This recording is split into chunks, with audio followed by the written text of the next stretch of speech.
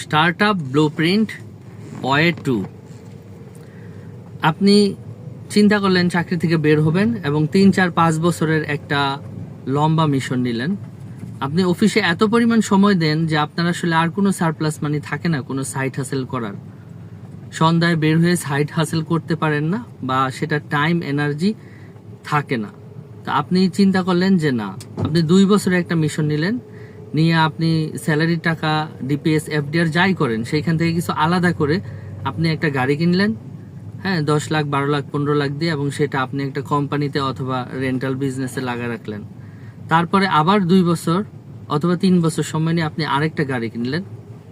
তারপরে আবার 2 বছর সময় নিয়ে আপনি আরেকটা গাড়ি কিনলেন। এইভাবে 4-5-6 বছরের একটা লম্বা প্ল্যানে আপনি শুধু এই গাড়ি 3টা গাড়ি কিনে সেটাকে রেন্টাল বিজনেসে যদি এঙ্গেজ করতে পারেন, তাহলে সেইখান থেকে মোটামুটি 90,000 1 লাখ টাকার মতন প্রতি মাসে চলে আসবে। এবং তখন আপনি জব ছাড়তে পারবেন ইজিলি, এবং আপনার যেই স্টার্ট আপ ড্রিম আছে, যেই প্রোডাক্ট বা যেই বিজনেস নিয়ে আপনি স্টার্ট আপ করতে চান, যেটা হয়তো বা জব করতেছিলেন বলে স্যালারির উপর আপনি ডিপেন্ডেবল ছিলেন এবং আপনি সময় পাচ্ছিলেন না নিজের বিজনেস দাঁড় করানোর জন্য, নিজে এফোর্ট দিতে পারতেছিলেন না, সেইখান থেকে আপনি কিন্তু মুক্তি পেয়ে যাবেন। এখন এটা সত্যি যে হ্যাঁ, কার রেন্টালের বিজনেস অনেক ঝামেলাপূর্ণ, অনেক ঝামেলা আসে, ছোট ছোট অনেক ইস্যু ডেইলি ক্রিয়েট হয়, কিন্তু এখানে একটা মজাও আছে, সেটা হলো ক্যাশ ফ্লো।